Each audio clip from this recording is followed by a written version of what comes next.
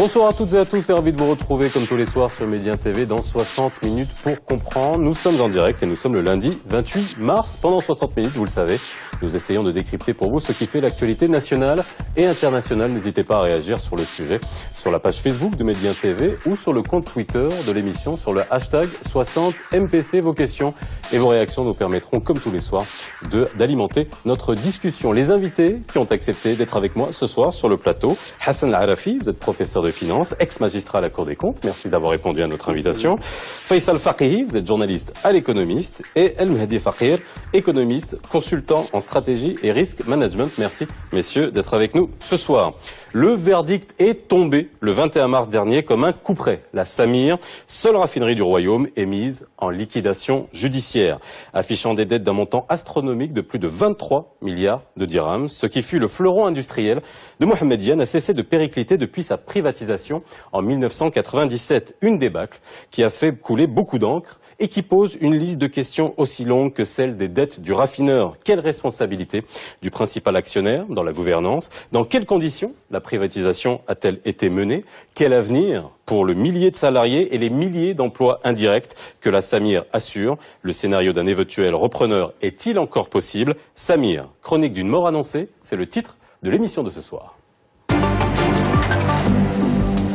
L'unique raffineur du royaume, la Samir.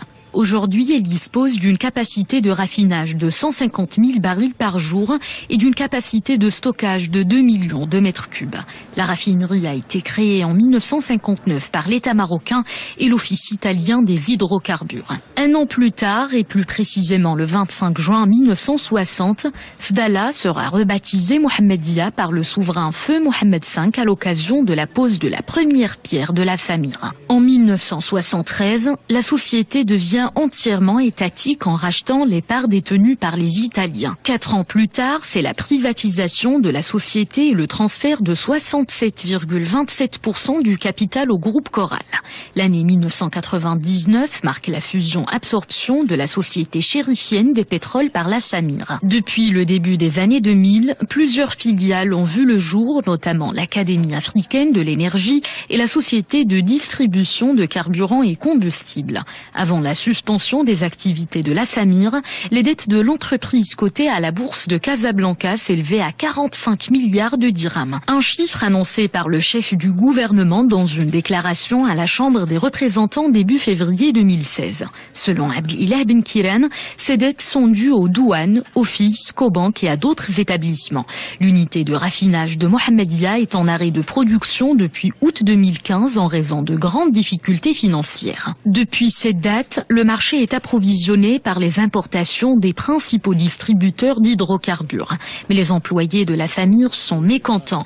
Le 13 mars 2016, certains ont entamé une grève de la faim selon une source syndicale. Ils ont protesté contre l'incertitude qui plane sur l'avenir du groupe. Pour rappel, la Samir compte 960 employés et collabore avec une centaine de sous-traitants. Elle offre ainsi pas moins de 5000 emplois indirects.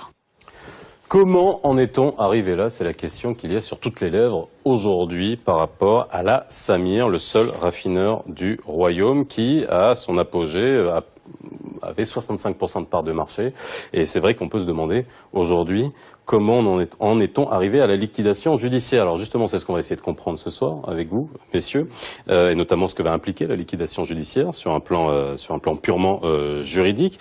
Revenons déjà à la genèse finalement de la Samir, le contexte dans lequel a été créée la Samir, c'était en 1959. Si on revenait à cette époque-là, pourquoi une raffinerie pour le royaume? C'est le Fakir. Comme tout pays, comme toute économie, un objectif stratégique et politique majeur, c'est en quelque sorte de garantir l'indépendance énergétique. Donc à l'époque, effectivement, au Maroc, la décision souveraine qui a été prise, c'est tout simplement d'avoir une raffinerie, une plateforme qui permet en quelque sorte l'approvisionnement du marché marocain par le pétrole raffiné. Le marché du pétrole à l'époque n'était pas aussi bien développé sur le plan distribution, sur le plan en quelque sorte volume, sur le plan en quelque sorte diversification de l'offre. Donc le Maroc a pris le bon choix, à l'époque, bien sûr, de monter, en quelque sorte, une raffinerie pour qu'il puisse garantir ses besoins internes et garantir une certaine indépendance énergétique. C'est la raffinerie. Oui, d'abord, lorsqu'on parle de la Samir, il faut se rappeler que c'est un établissement public qui est né dans le berceau du mouvement national. La Samir, ce n'est pas n'importe quel établissement public. Et la date, elle est annonciateur sur beaucoup de choses. C'est 1959, c'est l'indépendance, c'est la souveraineté du Maroc. Et c'est un établissement d'ordre stratégique par excellence. Et donc, si on ouvre le dossier de la Samir, ce n'est pas une... C'est pas une entreprise comme une autre. Oui, c'est bon, pas, ça, on l'a bien compris. C'est pas un établissement, un bijou de famille qu'on a revendu comme ça. Et donc, ça mérite le débat, il doit être intense. Et la sensibilisation, il devrait être nationale sur cette institution. Et surtout que le risque, il est potentiel. Parce que c'est la seule raffinerie au Maroc. On ne peut pas se comparer par rapport à la France, qui a des raffineries, plusieurs raffineries depuis 1928, etc. Bon, on va revenir sur la question.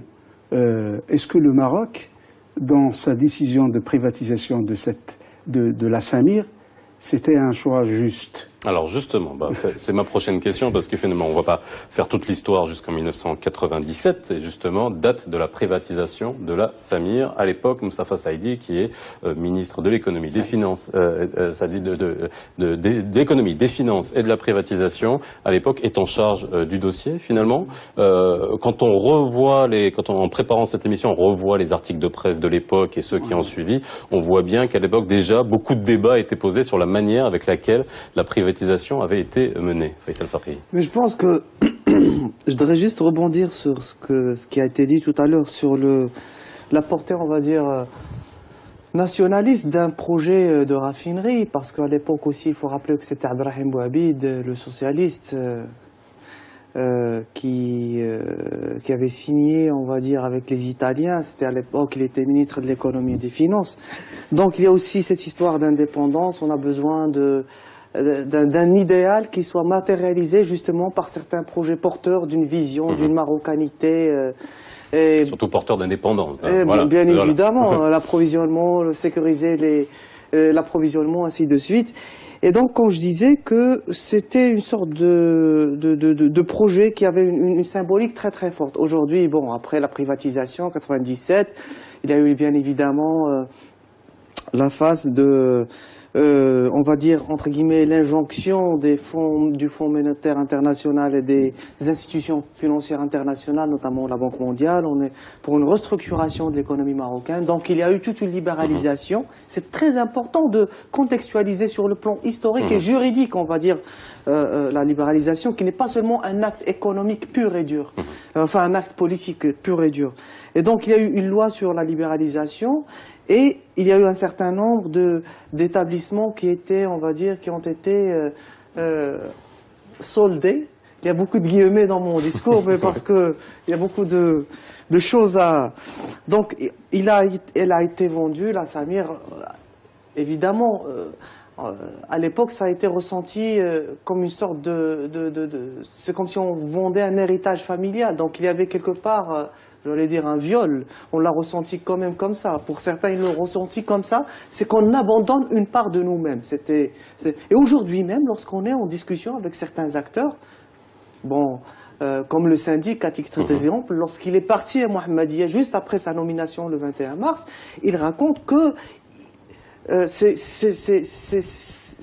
c'est presque son destin qu'il joue là-dedans, parce que c'est un outil stratégique, bien évidemment, mais parce que la Samir, ça fait résonner quelque chose de très personnel chez les Marocains. Et chacun, quelque part, le mot la Samir fait vibrer quelque chose en lui-même.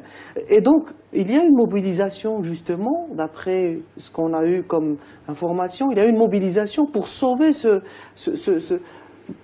pour donner le meilleur de soi-même, pour sauver ce patrimoine qui a été privatisé à tort ou à raison, on ne sait pas, mais ce que je sais, en tout cas en ce qui me concerne, la libéralisation, elle a fait pas mal de dégâts, parce que, bon, il y a un tissu économique qui était à l'époque ce qu'il était. Est-ce qu'il était prêt à être Est-ce qu'on était prêt à s'ouvrir à la concurrence, à l'international? Dans quelles conditions? Est-ce que les entrepreneurs, les hommes d'affaires, le monde d'affaires a pris vraiment au sérieux la situation et savait pertinemment à quoi il devait s'attendre, ainsi de suite?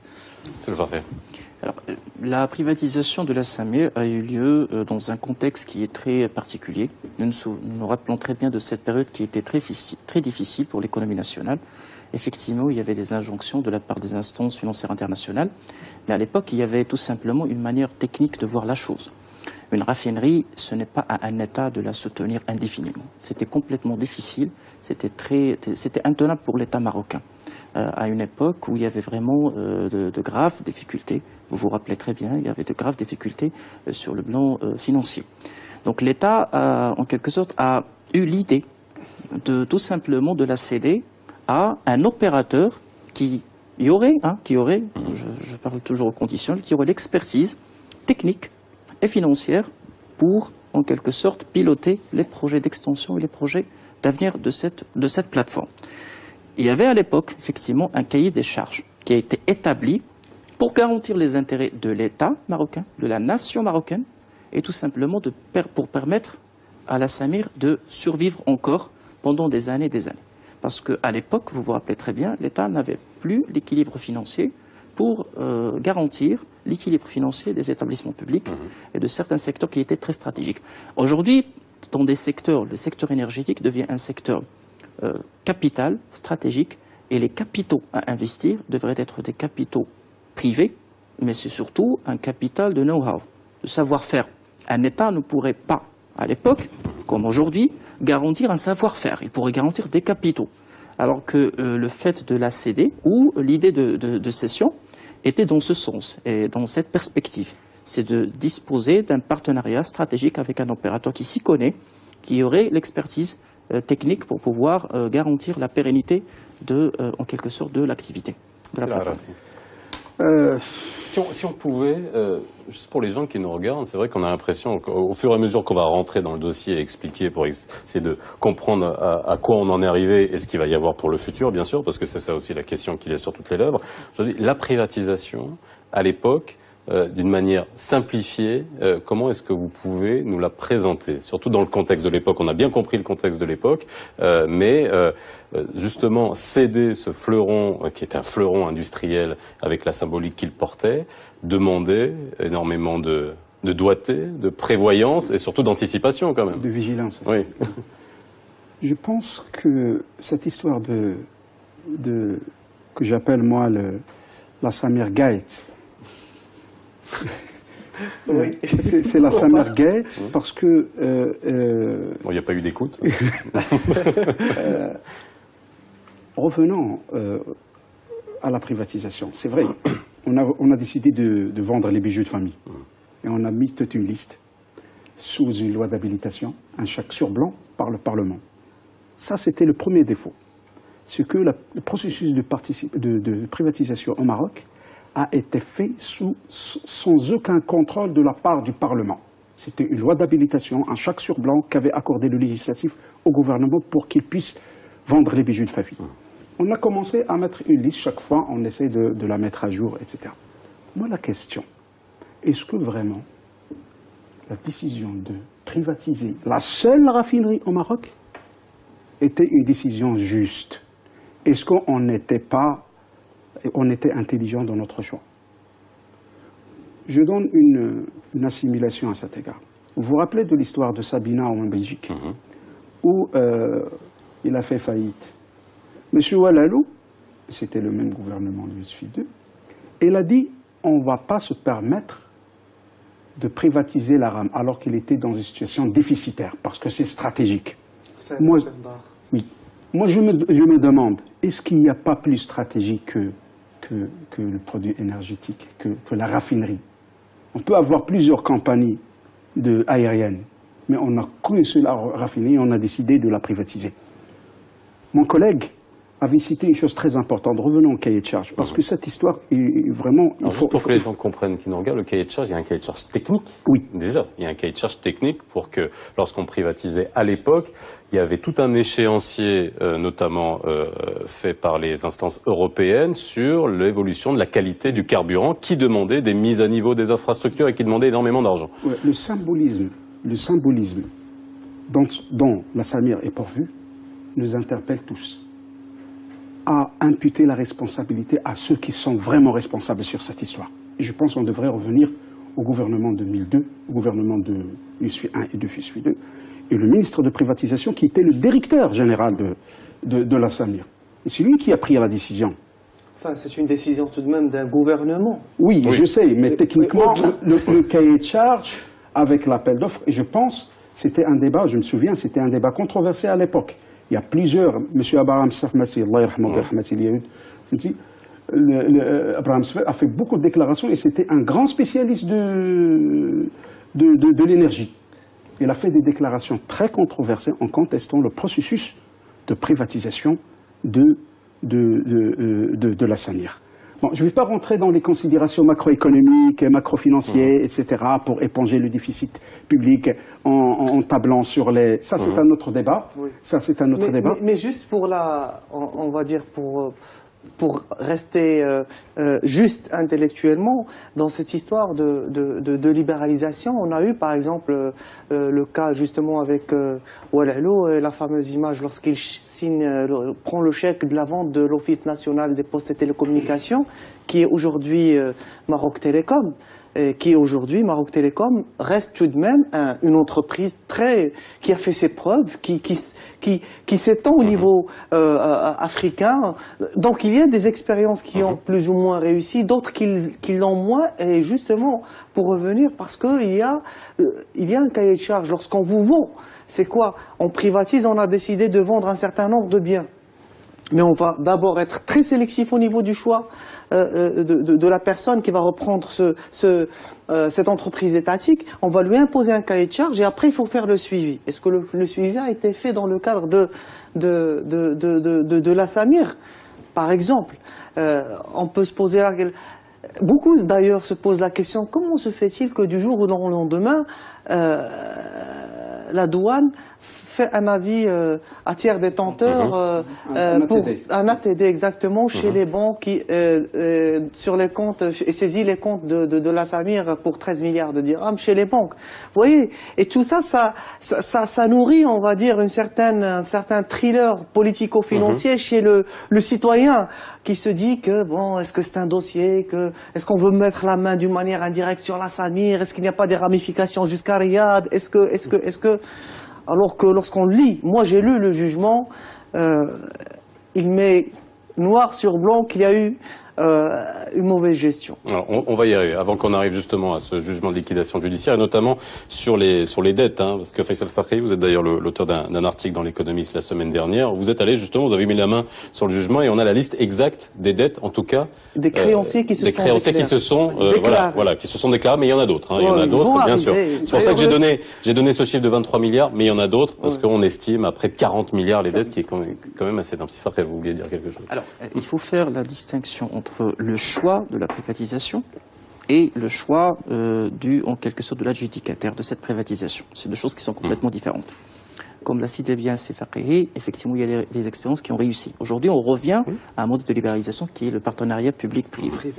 À l'époque, il ne faut pas oublier que l'État quand même avait imposé certaines règles en matière de pilotage de l'activité de la Samir, notamment la compensation, la définition des prix, la définition des marges, et l'intervention de la caisse de compensation, entre autres. Maintenant, effectivement, la partie technique, à mon avis, c'est le cœur du débat.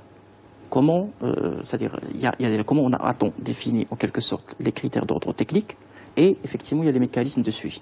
C'est ce qui permettrait de nous éclairer le plus sur, en quelque sorte, les écarts entre ce qui a été prévu. C'est d'ailleurs ce que dénonçait Abraham Serfati, souvent sur le point de vue technique. Sur le point technique. Tout à fait. Alors, ces écarts-là nous permettraient en quelque sorte d'avoir une vision claire, parce que pour moi, il faut, à mon humble avis, en tirer avant tout les leçons pour l'avenir.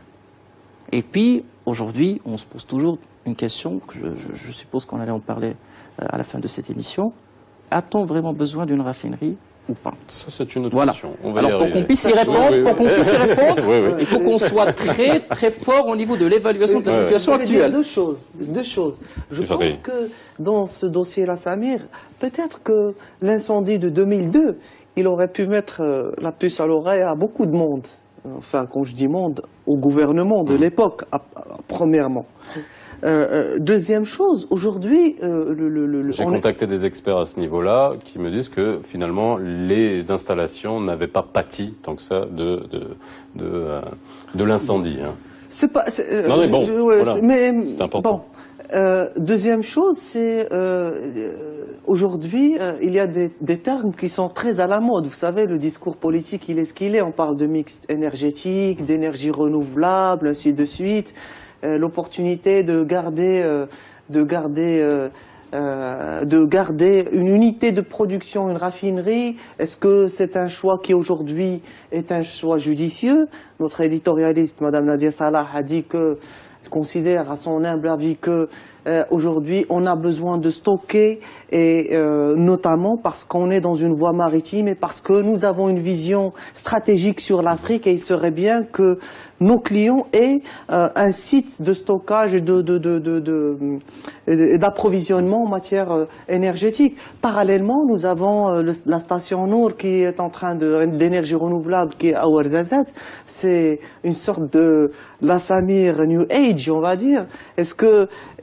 Donc vous voyez, il y a des arbitrages, il y a des considérations que j'allais dire, qu'on a discuté tout à l'heure avec Si Hassan, qui sont d'ordre émotionnel, patriotique, symbolique. Il y a aussi la réelle politique, la rigueur des chiffres et de la logique économique pure et dure. Moi, je veux dire que si le verdict avait déclaré qu'il y a mauvaise gestion, mauvaise gouvernance, je pense qu'il faut s'arrêter un moment et définir et mettre le point accusateur sur les points névralgiques. Alors, avant qu'on y arrive, justement, avant qu'on arrive à la situation d'aujourd'hui, une privatisation, ça se fait, il y a un suivi. On est quand même, et bon, vous le savez aussi bien que moi, il y a quand même une reddition des comptes, il y a des bilans, il y a un audit. Est-ce qu'il y avait cet audit-là permanent et à qui il incombait? Les ingrédients... Parce que là, depuis le temps, là, on ne voit pas la situation d'aujourd'hui, on l'hérite bien depuis un moment. Il ne faut pas oublier que la Samir, c'est une société qui fait appel public à l'épargne, qui est déjà introduite au niveau de la bourse de Casablanca, qui est déjà sous le contrôle. 27%, 27% est constitué de flottants, donc c'est-à-dire que ce sont des... Donc il fait appel public à l'épargne, donc il déjà immobilise l'épargne publique à travers des obligations, si ma mémoire est bonne, et aussi il y a une partie de ces actions qui sont déjà cotées au niveau de la bourse de Casablanca. Donc la qualité de l'information financière, elle a été déjà sujette à contrôle. D'ailleurs, la Samir, il me semble, il y a 3 ou 4 ans, il a été déjà, en quelque sorte, il y a eu une pénalisation, une pénalité qui a été déjà initiée par le CDVM pour Pour manque de quoi? De transmission d'informations? Exact. Non, c'est-à-dire il devrait publier un profit warning, si ma mémoire est bonne, ils l'ont pas fait, donc il y avait déjà un contrôle dans ce sens. Donc l'ex-CDVM faisait son travail de contrôle de la qualité, de la régularité de l'information financière. Alors, maintenant, si on parle des engagements vis-à-vis de l'État, ça c'est un autre sujet. Parce que les privatisations, il y en a 2 types, 2 catégories. Il y a des privatisations pures et dures, on cède et on arrête. Il y a des privatisations qui sont adossées à des clauses, adossées à des engagements ultérieurs de cession. Notamment pour le cas de la Samir, qui opère sur un secteur qui est en quelque sorte stratégique, qui est le secteur énergétique.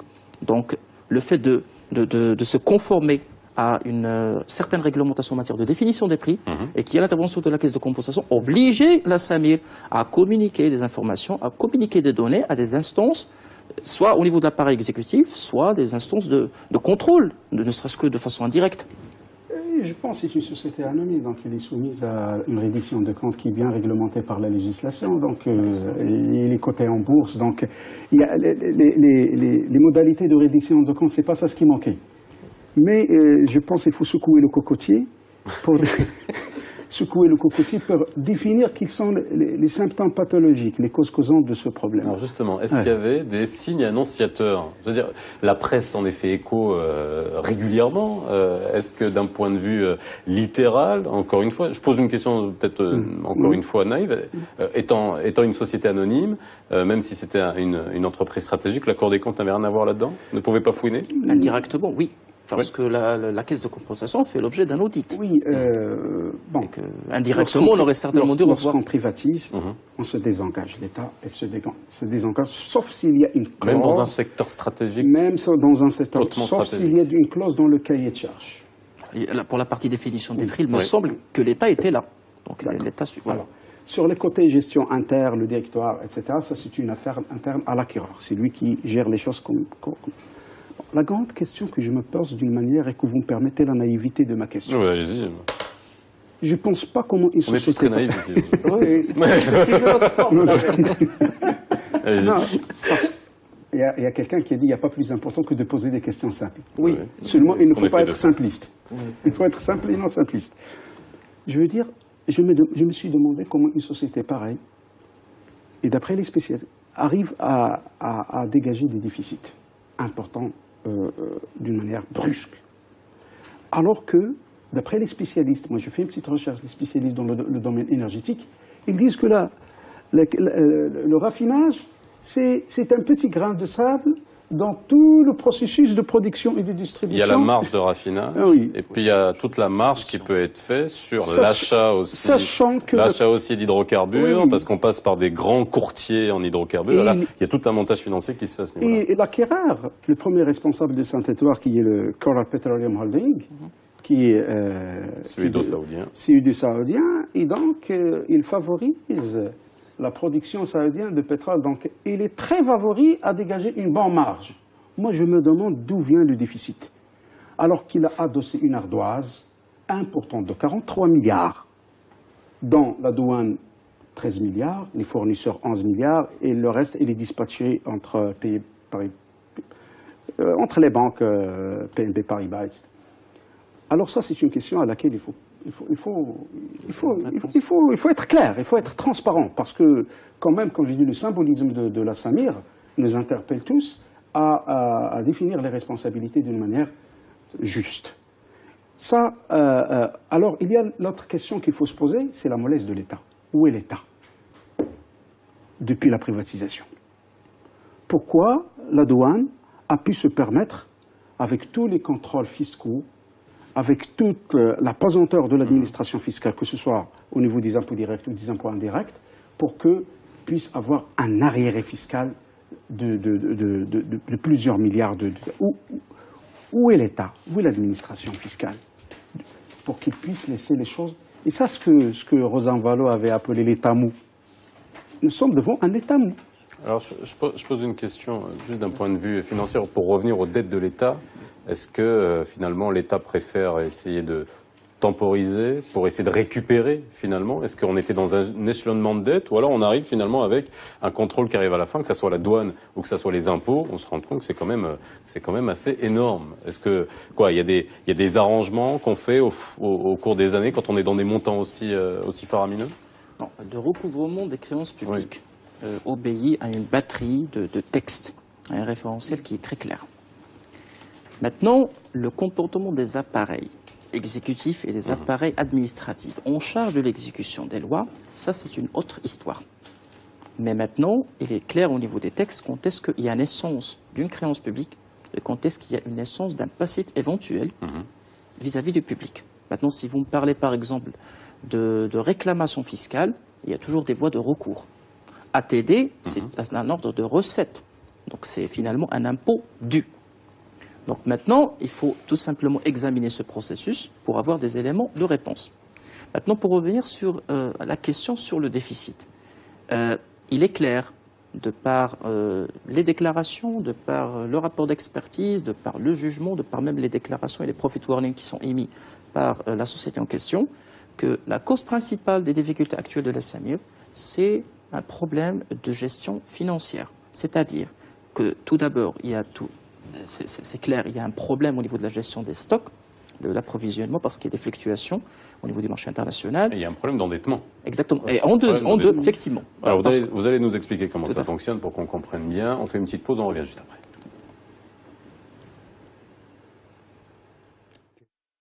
Samir, chronique d'une mort annoncée, c'est le titre de l'émission de ce soir si vous venez de nous rejoindre et on essaie de comprendre, de passer dans les coulisses de cette raffinerie et c'est vrai que il nous faudra un peu plus de temps pour tout comprendre, mais en tout cas on essaie de poser les bonnes questions. On parlait tout à l'heure de la situation financière de la Samir, comment on en est arrivé là et vous l'avez dit, je vais juste pour que vous nous expliquiez, parce que le rapport d'expertise demandé par le tribunal, juste pour voir le niveau d'endettement, a constaté un déséquilibre financier de la Samir imputé au fait qu'elle a financé ses investissements depuis 2007 par des capitaux à court terme, avec un niveau faible de fonds propres, donc pas d'injection d'argent frais, et une baisse de sa rentabilité, et avec l'incapacité de rembourser des dettes qui s'élevaient à 30 milliards de dirhams. Moi, ma question est, pourquoi on n'a pas diligenté dès qu'on a vu cette situation qui était quand même catastrophique en termes d'endettement, une commission d'enquête, tout simplement. Encore une fois, on revient sur le fait que c'est une SA qui est totalement privée. On revient encore une fois sur le pouvoir d'enquête et d'ingérence dans les comptes d'une société privée. Tout à l'heure, on parlait de l'État mou, pour ne pas dire l'État complice. On disait tout à l'heure en antenne que... Ou l'État clientélaire. Oui, mais bon, aujourd'hui, il y a des questions. On parlait de l'époque de la privatisation. L'ironie, quitte à me répéter, l'ironie du sort, c'est qu'aujourd'hui, l'État est le premier créancier de la Samir, avec 13 milliards de dirhams, sans parler du contrôle fiscal de 1,6 milliard de dirhams. 1. 2. Il y a eu un arrêté ministériel signé par le ministre des Finances et de la Privatisation en 2005, donc on était avec le gouvernement Jto, et qui accorde un délai de 180 jours à la Samir pour payer la taxe intérieure de consommation sur les importations. Oui. Ce même arrêté ministériel, il va reporter le délai à 580 jours en 2012. Donc on est avec le gouvernement Ben Kairan. Et je me demande aujourd'hui, je me pose la question en tant que citoyen, très naïvement d'ailleurs, est-ce qu'on a voulu vraiment rendre service à la Samir en lui accordant ces délais de paiement de taxes dues? On se pose la question. Visiblement, la réponse est non, du moment que la douane aujourd'hui, elle veut récupérer son dû dans le cadre d'un recouvrement de créances publiques. D'un point de vue comptable, purement comptable, le taux d'endettement pour ce type d'entreprise, c'est quand même un indicateur qui est énorme. Est-ce qu'il fallait, à un moment donné, on va revenir dans l'actualité qui est juste de l'année dernière, où on avait une promesse de l'actionnaire principal d'amener, de recapitaliser, de faire une augmentation de capital, d'amener de l'argent frais qui n'a pas été tenu. Ce qui a amené le Hallmarkom, enfin c'est Ben Salah à démissionner du conseil d'administration, mais ça on y reviendra plus tard. Aujourd'hui, ce taux d'endettement, c'était aussi une lumière rouge à ce moment-là, non? Oui, bien sûr. C'est une lumière rouge, ce qui a obligé, en quelque sorte, la Samir à conclure des accords de restructuration à 2 reprises avec ses banques, en 2011 et en 2015. Alors quand on dit restructuration, c'est quoi? Restructuration de la dette? Oui, de la dette. Oui. C'est quoi? C'est rééchelonné? Il y a un rééchelonnement. En tout cas, on garde le capital. Après, pour la partie intérieure, on négocie. Il y a des différés. Il y a par exemple ce qu'on appelle des crédits infinis, c'est-à-dire un remboursement à la fin.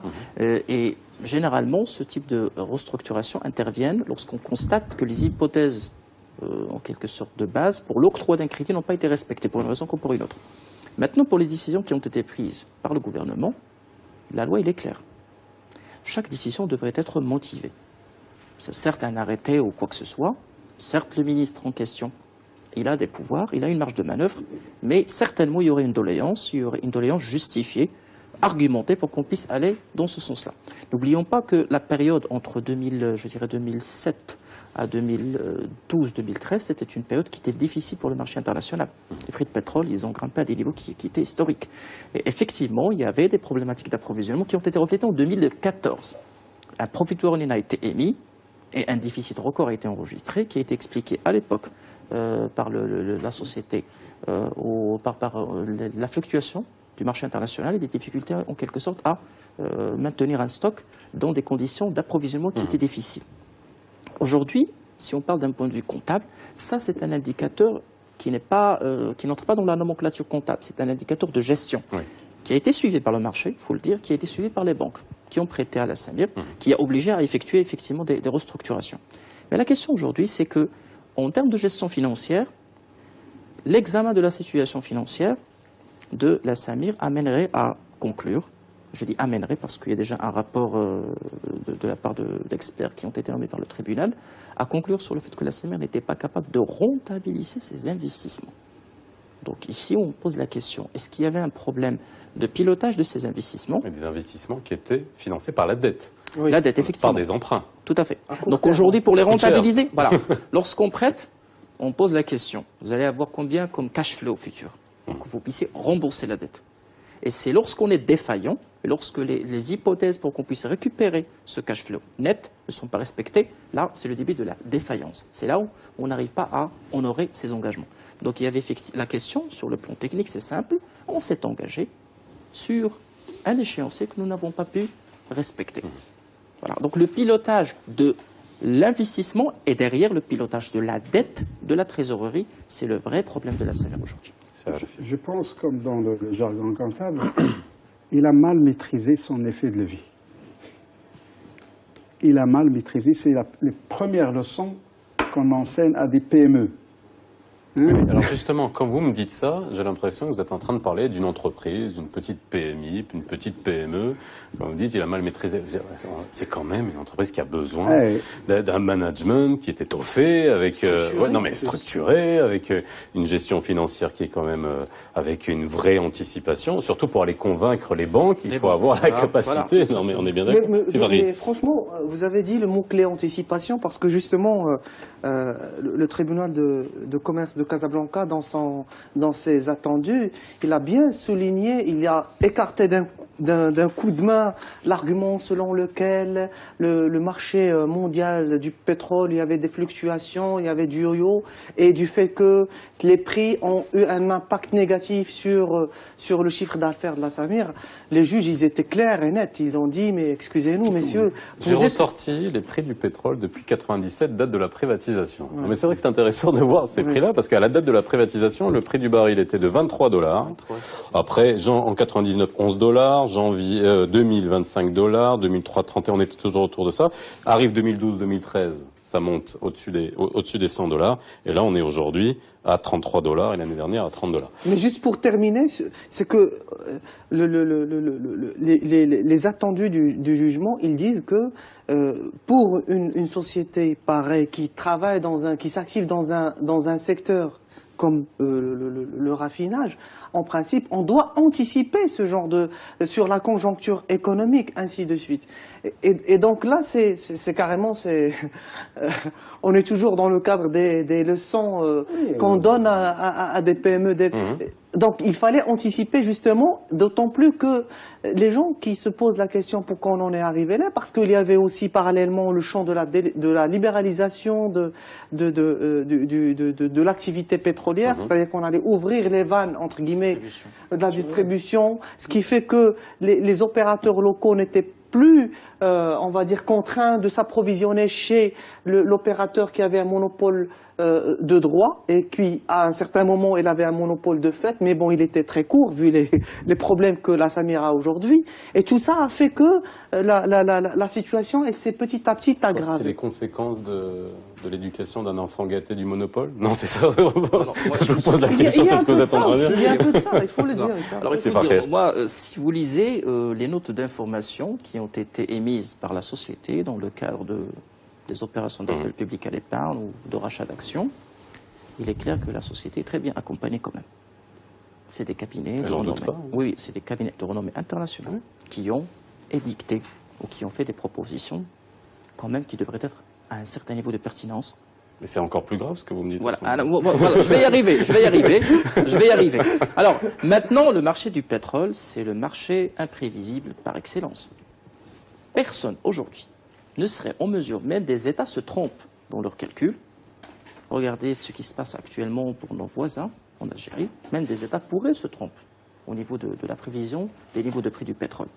Alors aujourd'hui, je pose la question. Les ingrédients, en quelque sorte, pour une gestion pertinente étaient là. Ce n'est pas une gestion qui est facile vu la nature du business. On parle quand même de raffinage de pétrole. Alors, je reviens sur le fait que c'est un souci de pilotage. Je le redis, c'est un souci de pilotage. En examinant les instances de gouvernance de la société, on trouve qu'il y a un comité directeur qui, à la fois, cumule, en quelque sorte, des attributions qui sont un peu disparates. La gestion opérationnelle, financière et stratégique. Dans la pratique, ça ne se passe pas de cette façon. La gestion stratégique, c'est des comités stratégiques purs et durs. La gestion financière, ou ce qu'on appelle communément la gestion ALM, gestion active-passive, c'est des comités dédiés. Et la gestion opérationnelle, c'est des comités aussi dédiés. Comment voulez-vous que sur le plan pilotage, on ait des soucis pour définir ce qui c'est priorité? Parce que là, on dépend d'une même instance et on aurait certainement un problème à définir les priorités. Et on va privilégier le court terme, parce qu'il est derrière l'opérationnel. Alors, on peut s'endetter pour payer des dividendes. C'est clair, c'est net, c'est légal, parce que c'est la gestion courante. Attendez, stop. Voilà. On peut s'endetter pour payer des dividendes. Ce que vous êtes en train de me dire. Non, mais c'est que les actionnaires ont pu générer des profits et se les mettre dans la poche, malgré la situation d'endettement. Non, ce que vous êtes en train de me dire, on s'endette pour payer des dividendes. On ne va pas l'interpréter de cette façon. C'est que dans le cas de la gestion financière, nous n'avons pas une vision long-termiste. C'est-à-dire, on demande des crédits à court terme, et du moment que l'argent frais est là, on procède aux distributions des dividendes comptables qui sont générés par les états de synthèse. De ce fait-là, il n'y a pas cette adéquation, en quelque sorte, entre les obligations et les engagements, avec une gestion financière, gestion de trésorerie qui est pertinente. Ça fera plaisir aux entreprises qui sont en train de déposer leur bilan avant le 31 mars. C'est la RAFI. Après, je parlerai de la liquidation judiciaire et on parlera de l'avenir parce qu'il nous reste à peu près 20 minutes. Nous sommes en train d'analyser la situation, mais on ne sait pas si nous avons tous les éléments du puzzle. Nous analysons les choses en fonction des éléments qui sont disponibles. Dont nous disposons. Les éléments qui sont disponibles, vraiment, elles crèvent les yeux. Une société accompagnée par des Big Five, ou je ne sais pas. Une entreprise bien structurée, un holding international. Et les professionnels dans le marché, ce n'est pas n'importe qui. Coral, ce n'est pas n'importe qui. Et pourtant, ils retombent dans des errements organisationnels de ce genre. Ça, c'est vraiment quelque chose qui est irrecevable. Alors, la liquidation judiciaire, qu'est-ce que cela veut dire? À quoi doit-on s'attendre? À quoi doivent s'attendre les salariés? Et on va se poser la question, est-ce qu'on a besoin d'une raffinerie? La question que vous avez posée tout à l'heure. Est-ce qu'il peut y avoir un repreneur? Est-ce que c'est rentable? Ça serait rentable? On regarde un sujet de Manal Khardari et on revient juste après. Le lundi 21 mars 2016, le tribunal de commerce de Casablanca a prononcé son verdict. La Samir fera l'objet d'une liquidation judiciaire. Ces décisions se basent sur l'article 620 du Code de commerce. L'article stipule que lorsque l'intérêt général ou l'intérêt des créanciers nécessite la continuation de l'activité de l'entreprise soumise à liquidation judiciaire, le tribunal peut autoriser cette continuation pour une durée qu'il fixe, soit d'office, soit à la demande du syndic ou du procureur du roi. Le jeudi 24 mars 2016, la Samir a interjeté l'appel de la décision du tribunal, mais l'appel n'est pas suspensif de la décision de liquidation qui est assortie d'un plan de continuation de 3 mois. Pour ce qui est de l'appel, il devrait être jugé dans un délai de 15 jours à compter du 24 mars, sauf en cas de difficulté. Au cas où l'appel confirme la décision du tribunal, l'activité devrait s'arrêter le 20 juin 2016. D'après Banque Al Maghrib, la liquidation judiciaire ne veut en aucun cas dire fermeture de la raffinerie. Selon des analystes, la Coral Petroleum Holding ne changera pas d'attitude. Elle tient à sa tactique de départ, fixer des échéances et négocier pour gagner du temps.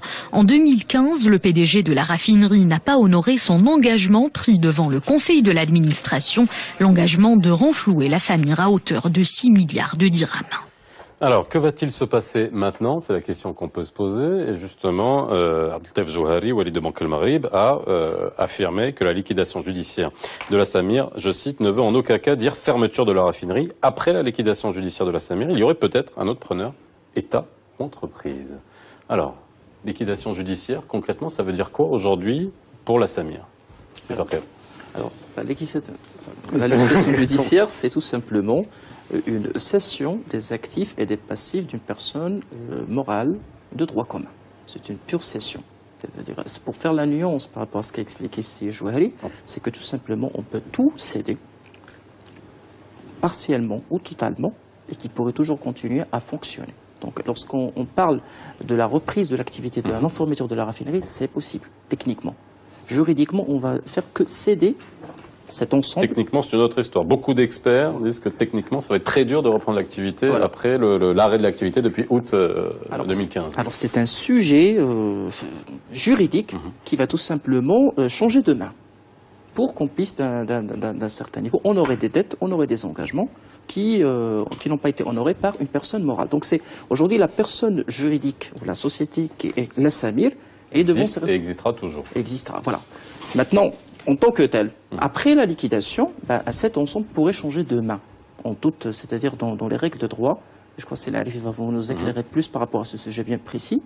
Mais il faut savoir que, je dis techniquement, c'est toujours possible qu'on puisse continuer l'activité, mais sous une autre... Voilà. Bon, je pense que le Code de commerce, il est expressément clair là-dessus. Dans le verdict, il a appliqué les dispositions du Code de commerce pour déclarer la liquidation, notamment les articles 560 jusqu'à les articles 570.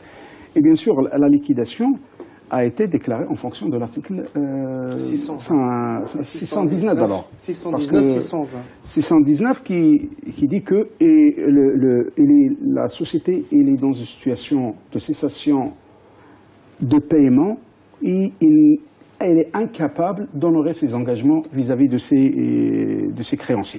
C'est ça la liquidation. Donc, les éléments qu'avait apporté le mandataire ou la société concernée pour essayer de tempérer la situation n'étaient pas convaincants pour le juge. Et le juge, il a déclaré en tant que société de droit marocain, comme toutes les sociétés, de déclarer la liquidation.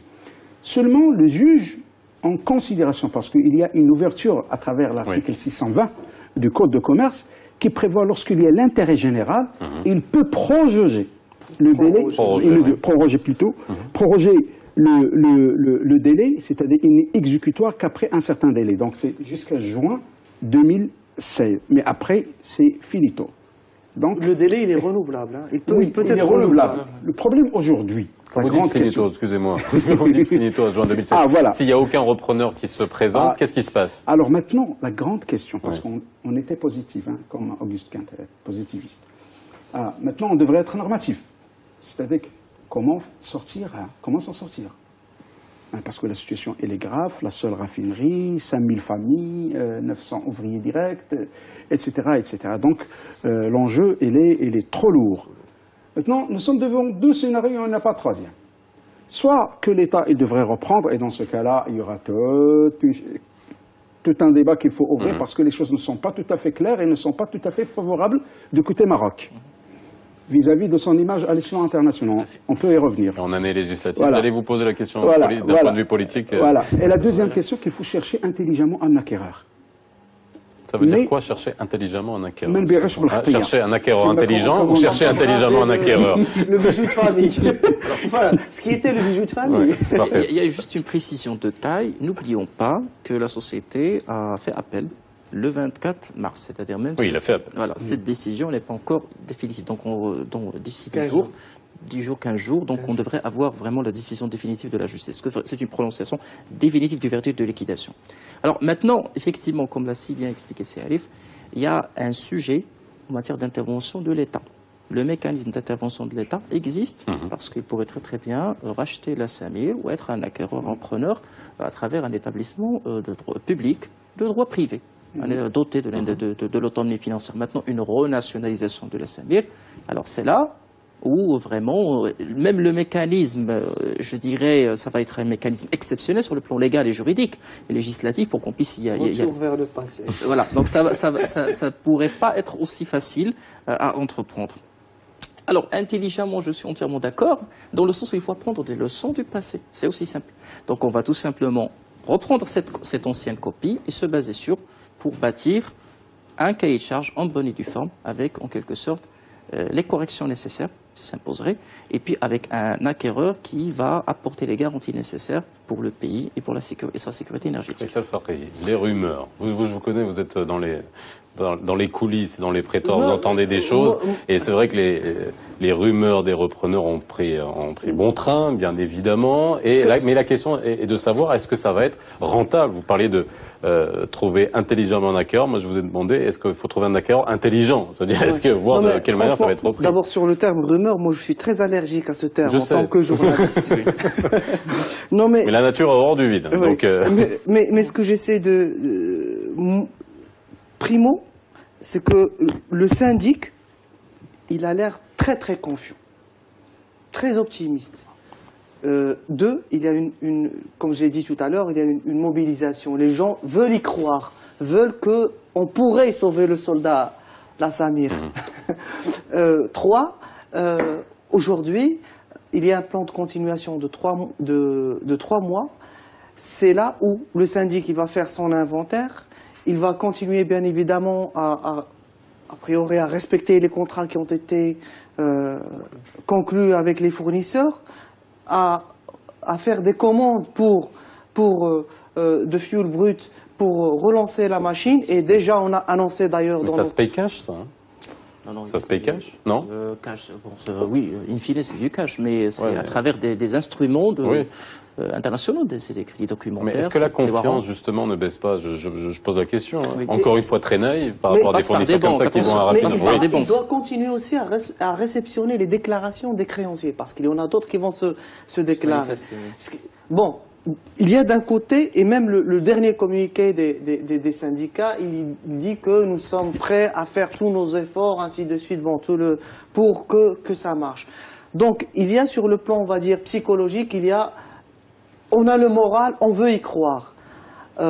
Après, renationalisation, est-ce qu'il y aura un repreneur? Je pense que quand même la Samir, elle a de quoi séduire, elle a des choses qui pourraient intéresser certaines personnes qu'on ne connaît pas. Mais alors vraiment, non, mais alors là, on vient à une question centrale. Est-ce que vraiment on veut faire continuer la Samir? Ça pose la question que vous avez posée au début de l'émission. Est-ce qu'on a besoin de la Samir aujourd'hui? Lorsqu'on voit les approvisionnements des distributeurs d'hydrocarbures qui importent et qui achètent de l'étranger, est-ce qu'on en a besoin? Au-delà du symbolique, au-delà de... Je voudrais juste terminer sur le volet judiciaire, parce que c'est très important. Certes, ils ont fait appel, mais d'après les éléments d'information que nous avons, c'est que si ils veulent vraiment, quand vous vous présentez devant le juge, vous devriez au moins honorer les engagements, c'est-à-dire ils vous disent, certaines sources nous disent que bon, ils devraient au moins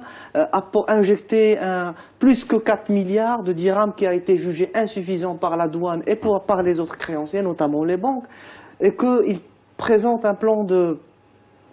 et qu'il présente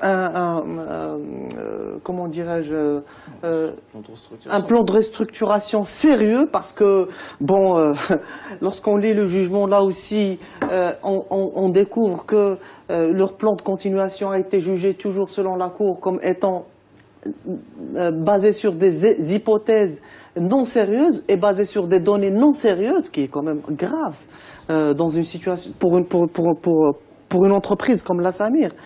Donc vous voyez, c'est que même si on fait appel, c'est peut-être juste un coup de poker, enfin, je dirais pas un coup de bluff, mais c'est une manière aussi de sauver la face pour dire, bon voilà...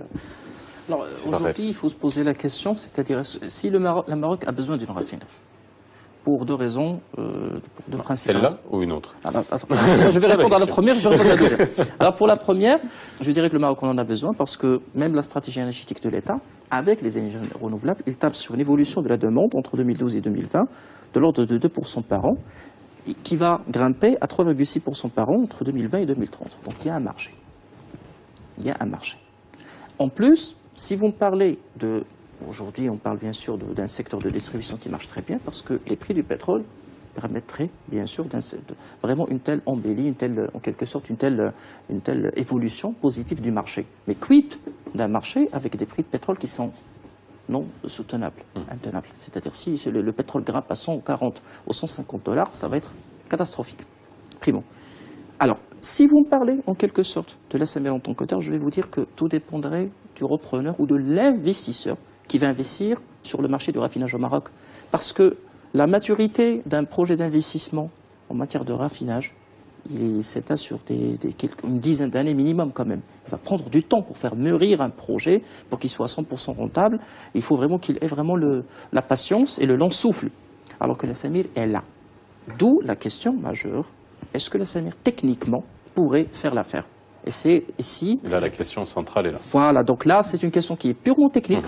La réponse est purement technique et l'investisseur va se baser sur. Maintenant, il pourrait très très bien s'arranger parce qu'il y a l'intérêt public, il y a l'intérêt de l'État.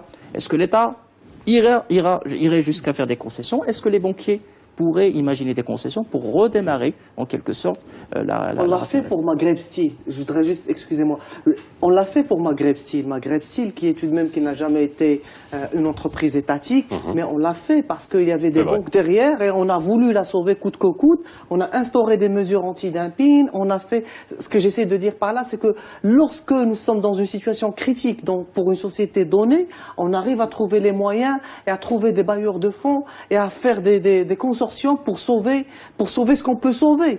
Mais c'est quoi votre analyse, c'est quoi? C'est le message en filigrane? On a vraiment envie de la sauver ou pas? C'est pas ça la vraie question. C'est la RFI. Non mais c'est vrai. Quand on veut, on peut. C'est ce que vous me dites. Je pense que nous avons l'épée de Damoclès qui est constamment suspendue sur notre tête en tant que Marocains, en tant que gouvernement également.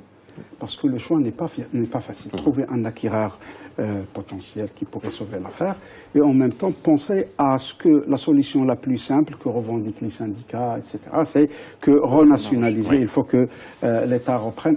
Moi, personnellement, je m'inscris en faux à ce choix avant de l'étudier d'une manière assez profonde. C'est le dernier des choix. Parce que c'est comme on est en train de dire, on va privatiser. Lorsqu'on privatise le bénéfice et on socialise le mal. Et c'est pas bon. Moi, je suis contribuable, je ne veux pas financer la défaillance de quelqu'un d'autre. En tant que contribuable, je refuse ceci.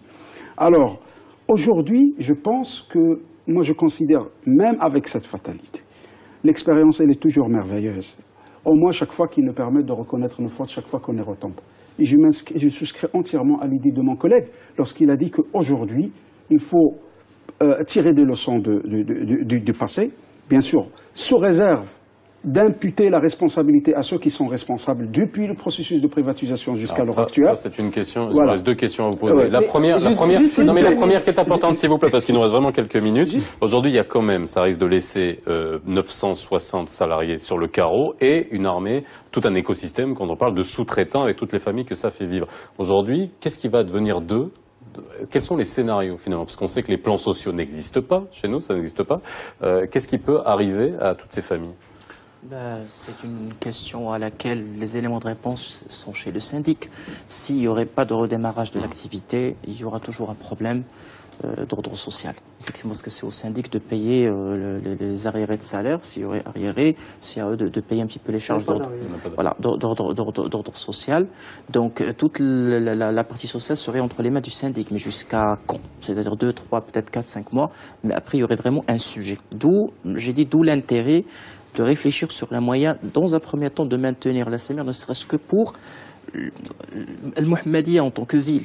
La disparition de la Samir pourrait... serait une catastrophe pour le Mohammedia. Parce que il y a déjà un taux de chômage qui est énorme. Exactement, donc la ville. Maintenant, juste une petite précision.